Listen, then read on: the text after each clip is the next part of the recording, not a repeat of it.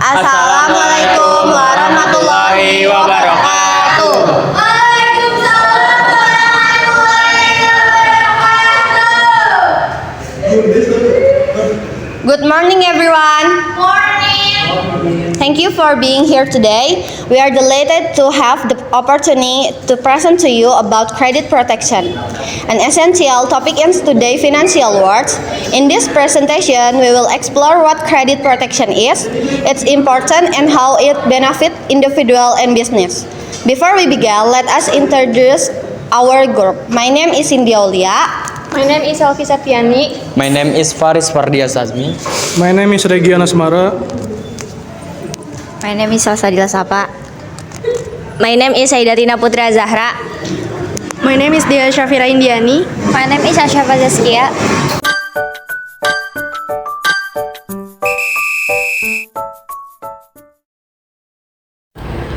What is the credit protection? Credit protection is a life insurance that ensures the repayment of a loan if the borrower passes away or faces other risk. During the long term, death due to illness or accident, total permanent disability, or termination of employment. Apa itu pelindungan kredit? Pelindungan kredit adalah asuransi jiwa yang digunakan untuk mengurangi risiko yang mungkin terjadi jika peminjam tidak dapat membayar utang mereka karena kondisi tertentu, seperti kematian karena sakit atau kecelakaan, cacat, dan kehilangan pekerjaan atau PHK. Benefit of credit protection.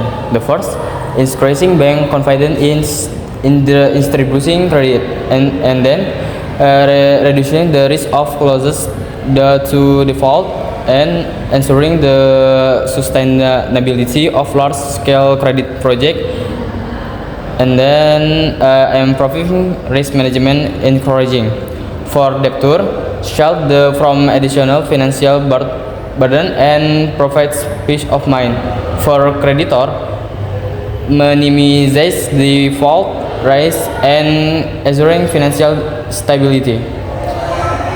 Manfaat perlindungan kredit.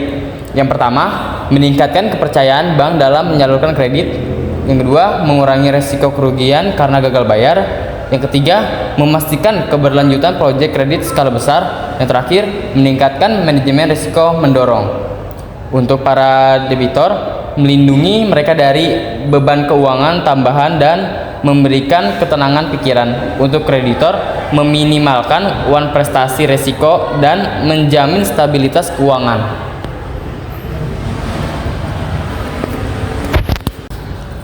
Oke, selanjutnya yaitu types of credit protection. Credit protection helps safeguard both borrowers and lender from risks. Here are the common types explained simply. Jadi di sini perlindungan kredit itu membantu melindungi peminjam dan pemberi pinjaman dari berbagai resiko. Berikut adalah penjelasan singkat tentang jenis-jenisnya. Number one is credit life insurance. This pay off the loan if the borrower passes away, so the borrower family doesn't have to worry about the debt.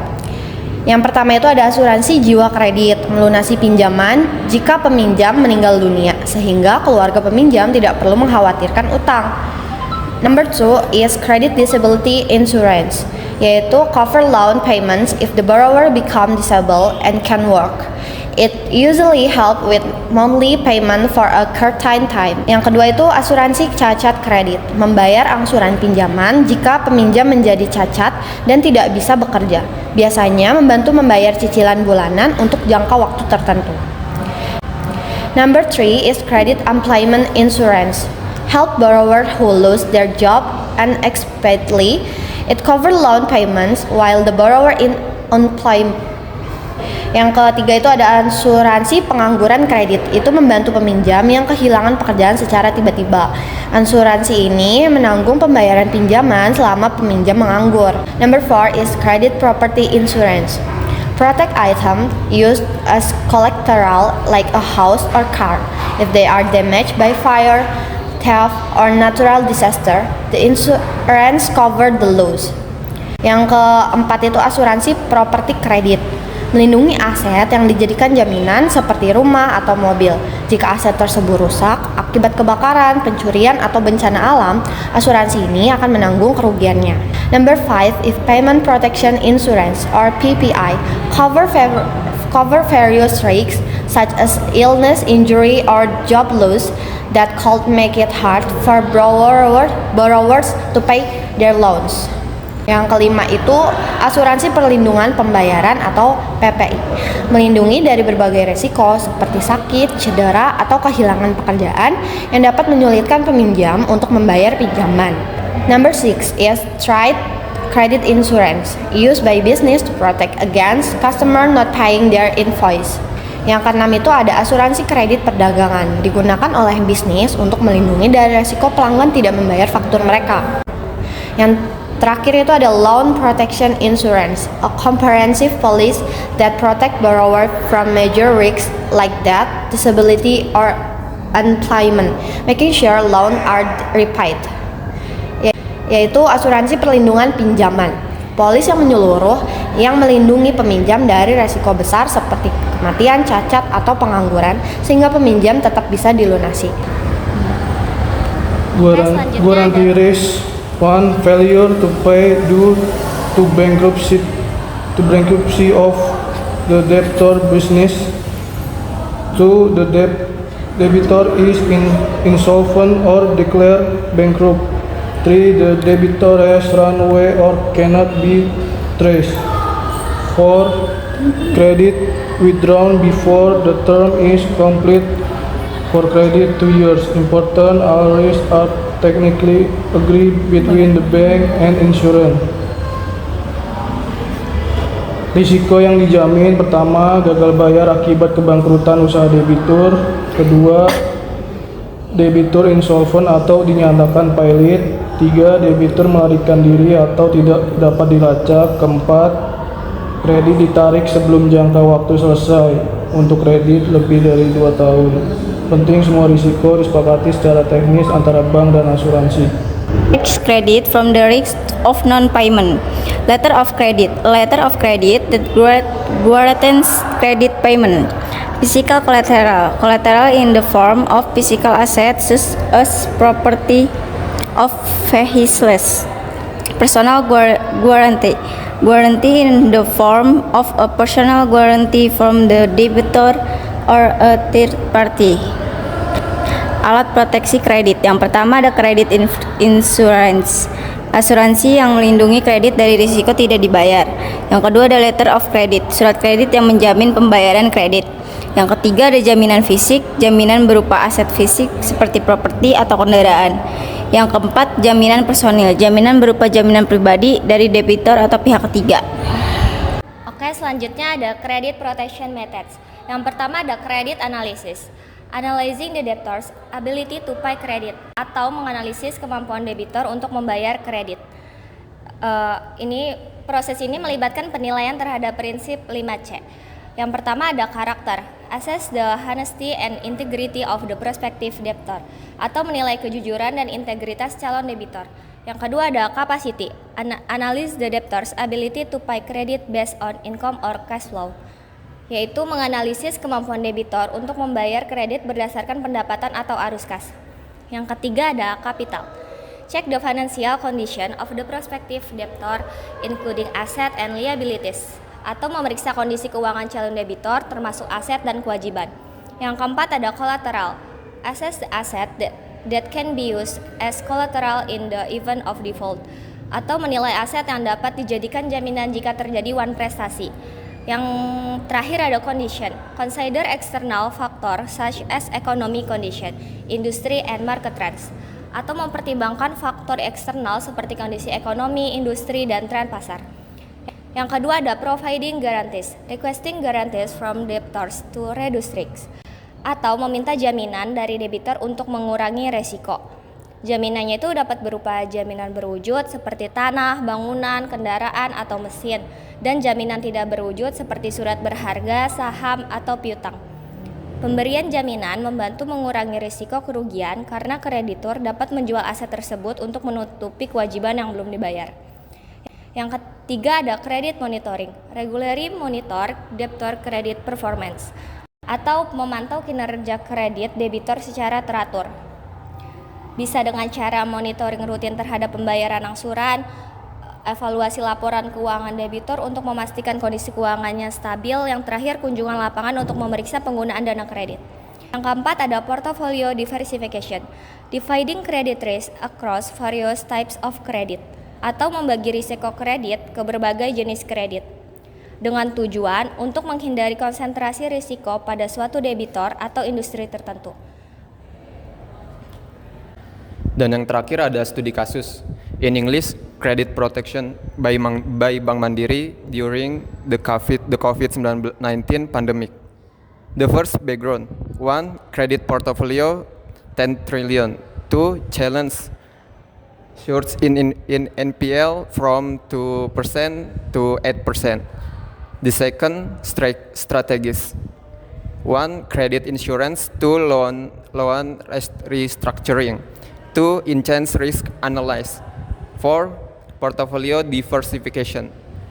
The third result: 1. NPL reduce from 8% to 4%. 2. 80% of restructured customer resume timely payments.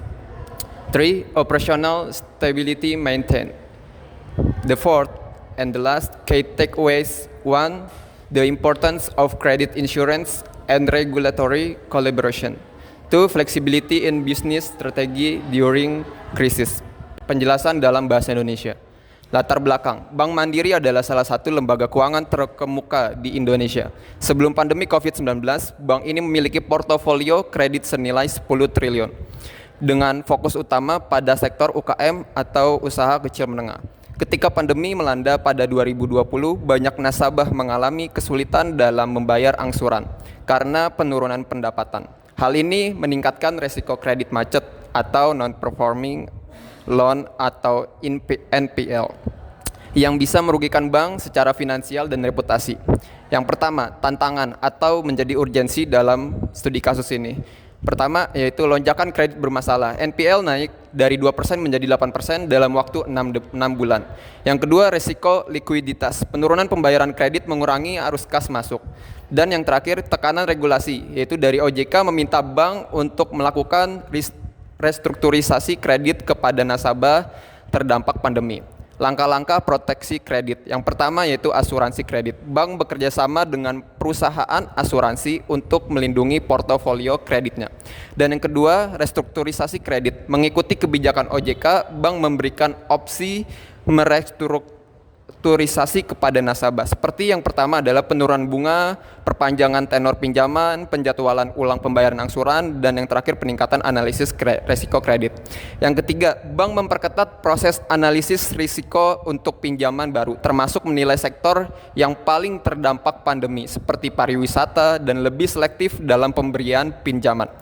Yang keempat, diversifikasi portofolio kredit. Bank mulai mengurangi exposure ke sektor-sektor berisiko tinggi dan meningkatkan investasi pada sektor yang lebih stabil seperti teknologi dan kesehatan.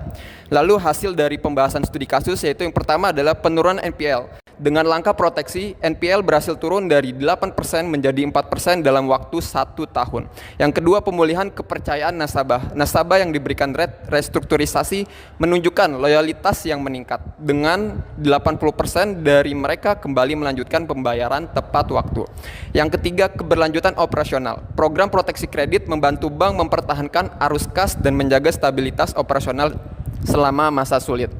Lalu, studi kasus ini bersumber pada pertama artikel kebijakan restrukturisasi kredit oleh OJK selama pandemi COVID-19 dan yang kedua laporan tahunan Bank Mandiri di Indonesia pada tahun 2020 sampai 2021 dan yang ketiga itu ada annual report dari Bank Mandiri sendiri dan yang terakhir ada audit dari finansial Bank Mandiri sendiri. Oke, sekian, terima kasih. Ya baik, kami dari kelompok 4 ingin menanyakan pada kelompok 1 yaitu pertanyaannya, siapa yang berhak mendapatkan kredit proteksi?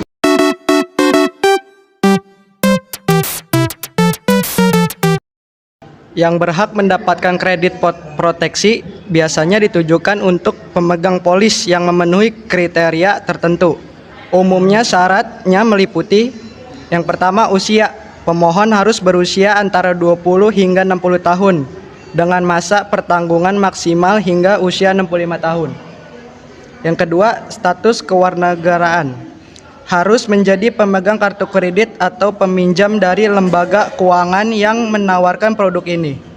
Yang ketiga, kondisi kesehatan. Tidak memiliki riwayat penyakit serius yang dapat mempengaruhi klaim. Program ini melindungi pemegang polis dari kewajiban membayar pinjaman akibat risiko seperti meninggal dunia atau cacat permanen. Terima kasih. Oke, terima kasih jawabannya. Ya. Cukup. Oke, Elsa. Dari kelompok 2 akan menanyakan apa saja langkah atau strategi yang dapat dilakukan oleh lembaga keuangan untuk meningkatkan efektivitas proteksi kredit terhadap resiko gagal bayar.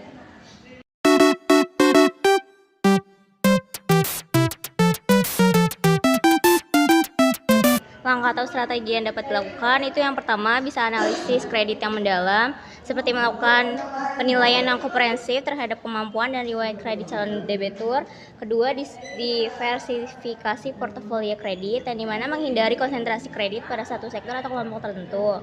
Kemudian ada penerapan sistem scoring kredit, itu menggunakan teknologi dan data analitik untuk menilai profil resiko debitur secara akurat. Kemudian ada peningkatan edukasi keuangan, itu untuk membantu debitur memahami tanggung jawab dan resiko. Kemudian ada asuransi kredit, menggunakan layanan asuransi untuk memitigasi kerugian akibat debitur yang tidak mampu. Kemudian ada pemantauan dan penyesuaian berkala, yang dimana untuk meninjau portofolio kredit serta kondisi ekonomi untuk menyesuaikan kebijakan kredit. Kami dari kelompok 4 ingin menanyakan tentang materi proteksi kredit kepada kelompok 3. Apa saja langkah-langkah yang dapat dilakukan oleh lembaga keuangan untuk meminimalkan risiko kredit macet melalui proteksi kredit?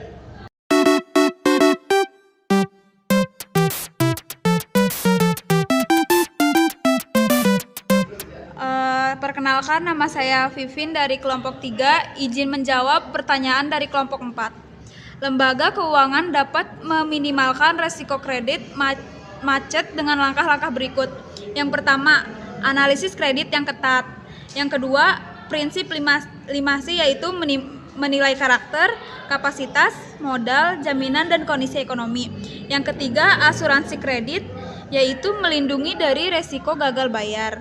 Yang keempat, diverifikasi portofolio yaitu menghindari konsentrasi resiko. Yang kelima, pemantauan rutin yaitu memantau performa debitur secara berkala. Dan yang terakhir, yang keenam adalah teknologi dan data analis yaitu mengidentifikasi resiko lebih awal. Oke, terima kasih Vivin atas jawabannya. In conclusion, credit protection is a vital tool for managing financial risk and ensuring stability in both personal and business finance.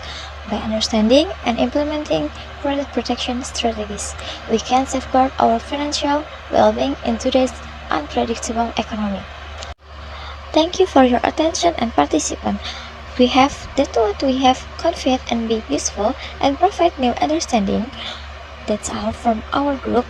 More or less, we apologize. What's up?